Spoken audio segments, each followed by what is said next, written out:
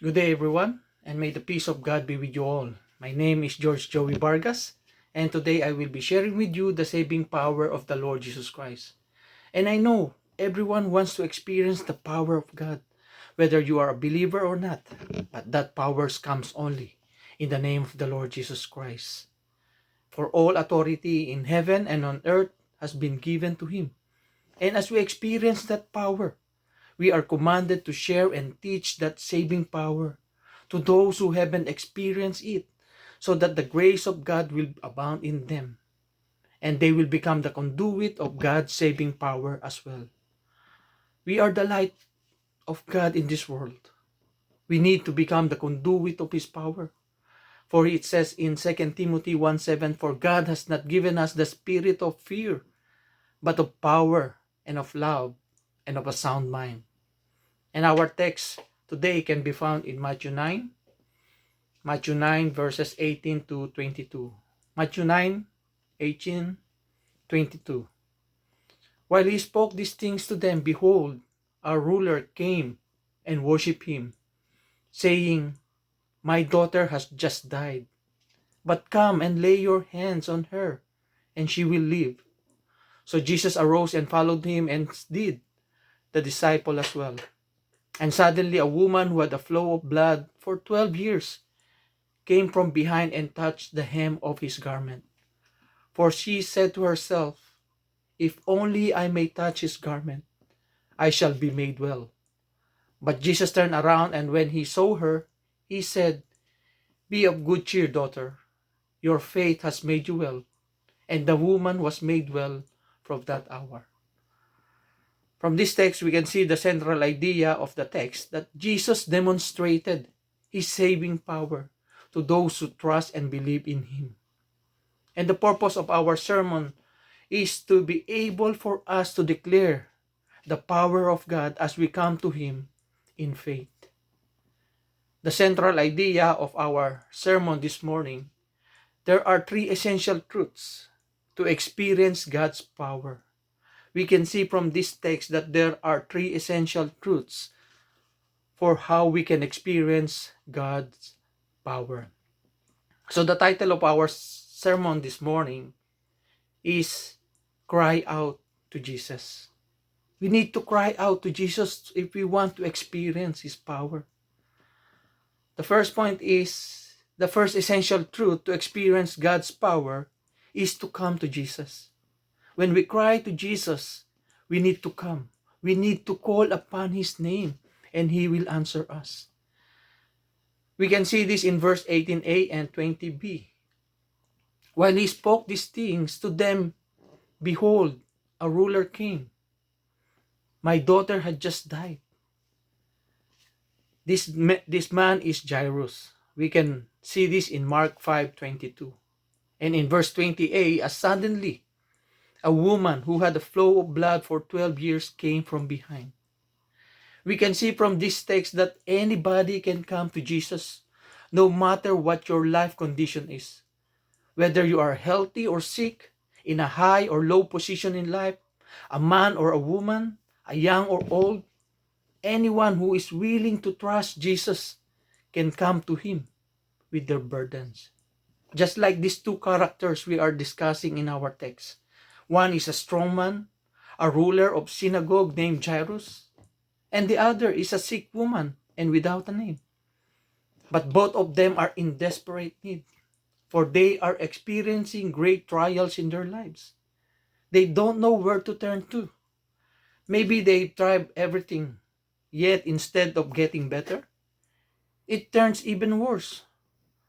Most of the time we are like this. We are deal with our trials, with our own strength, with our own resources, with our own thing, our own way. But these two personalities, they want relief, they want restoration, and they want peace in life. They have all the reasons to come to Jesus because they lost hope. They lost everything. It was beyond human help, and they are desperate enough to try everything. But suddenly they heard about Jesus' invitation, and then they realized their condition. They are in need of a great healer. They need to find Jesus. They must come to Jesus. They must call to Jesus. And they must come to Jesus to experience the saving power of Jesus in their lives. And Jesus' invitation in Matthew 11:28, "Come, all you who labor and heavy laden, and I will give you rest." Maybe they heard about Jesus offering the most personal invitation to all humanity. I do not know your life's condition, but one thing I am for sure, that we can come to Jesus. That you can come to Jesus no matter how broken or wretched your life is. He will accept you despite of what you are. He will accept us because of His love. Because He loved us so much. And He said in Jeremiah 33:3, "Call to me, and I will answer thee, and show you great and mighty things which you do not know." Imagine He is inviting us to see great and mighty things which we do not know. He wants us to experience His power.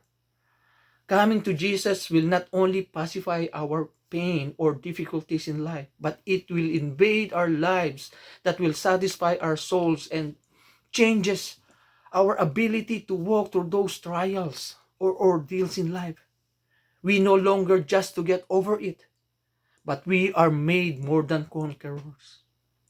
And we can do all things through Christ because He is the one who will strengthen us.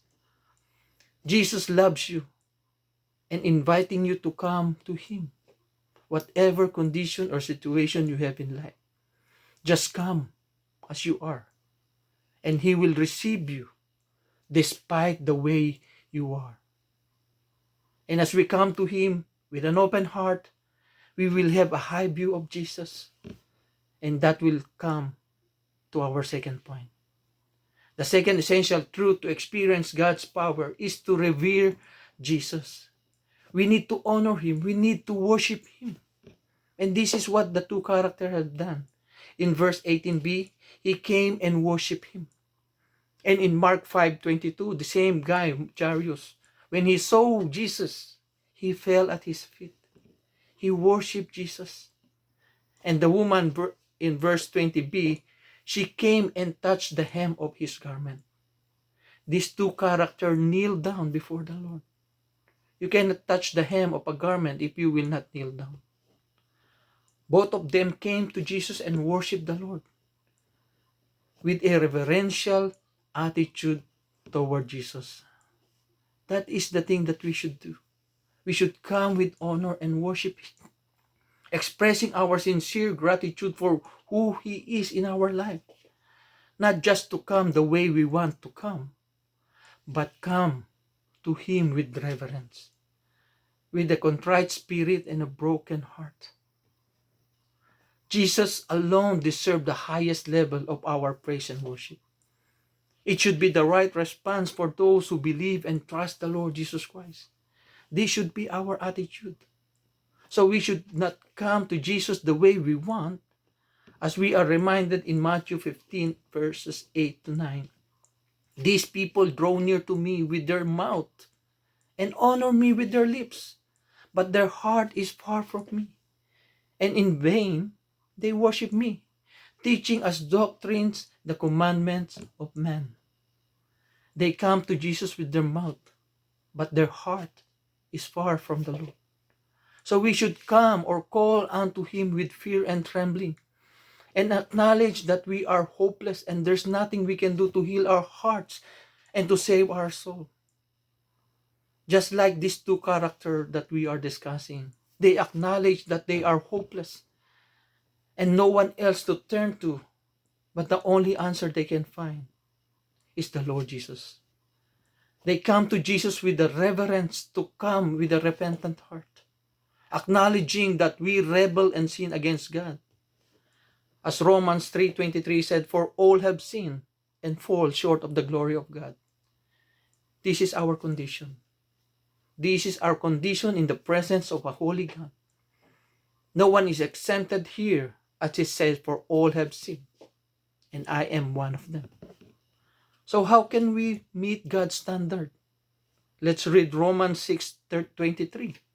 It says that for the wages of sin is death, but the gift of God is eternal life in Christ Jesus our Lord. The gift of God is eternal life through Christ our Lord Jesus. If we all have sinned, and the wages of sin is death, then we are all destined to die. Yes, but God provided a way in a form of a gift through His Son, Jesus Christ. As says in John 3:16, for God so loved the world that He gave His only begotten Son, that whoever believes in Him should not perish but have everlasting life. You know, calling and worshiping Jesus is not enough to fully experience the saving power of God, but to encounter Him personally, to have a relationship with Him. And this will lead us to the third point. The third essential truth to experience God's power is to yield to Jesus. When we cry out to the Lord, we call upon Him, we revere His name, but we need to yield to Jesus. We need to surrender to have a personal encounter with the Lord. How can we say that these two individuals surrender to the Lord? We can see this in verse 18c and verse 21. But Jairus came and said, Lord, come and lay your hands on her and she will live. And the woman said, for she said to herself, if only I may touch his garment, I shall be made well. You see, both of them experienced a personal encounter with the Lord.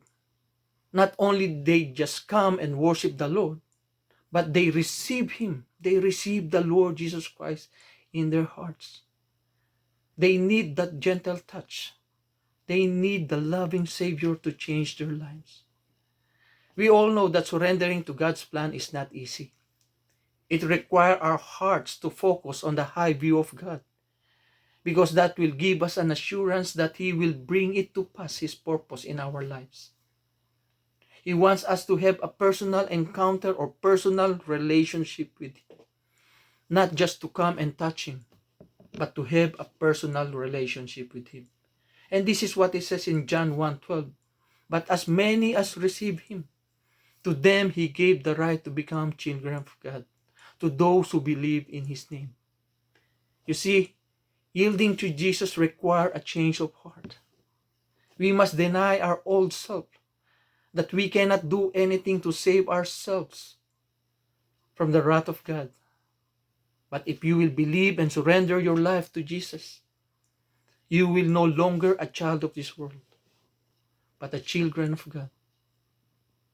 We know it's not always easy, but it's always a struggle to yield to God according to His plan.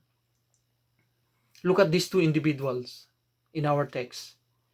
For them, it doesn't matter what people will say or think about them, as long as they want to have a personal encounter with the Lord Jesus. They want to have peace in their lives. We all know that Jesus granted the desire of their hearts if we continue reading this passage. They believe in faith. That's why the Lord Jesus Christ granted their requests. They want to have a life that Jesus promised in John 10:10. The Lord Jesus said, I have come that they may have life and that they may have it more abundantly. And this is the life that they want to exchange. What about us? What kind of life we want to exchange that God is offering? But you know what? That exchange cost the life of Jesus Christ on the cross of Calvary. And yet, it is a free gift for those who will believe.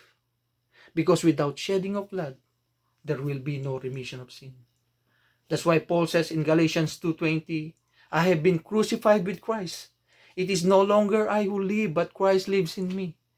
And the life which now I live in the faith, I live by faith in the Son of God who loved me and gave Himself for me. Jesus loved us and He wants to give His life to us. He wants to have that exchange. Friends, it doesn't matter what we've done in the past. But today is a new day for you to come, to worship and to surrender your life to Jesus, so that you may experience His saving power and be with Jesus for all eternity. Friends, God made the choice to save you. God made the choice to save us. Will you make the choice to accept Him as your personal Lord and Savior? Come with reverence and yield to Jesus so that you will experience the saving power of His resurrection. I don't know your life, but God knows. That's why He is inviting you to come, to be with Him. If the Holy Spirit touches your life, follow this prayer. Dear Lord Jesus, I know I am a sinner, and thank you, Father, for communicating with us. I know that I rebel and sin against you, and I ask for forgiveness. I believe in you. I believe that you died for me and rose from the dead so that I may gain eternal life in the power of your resurrection.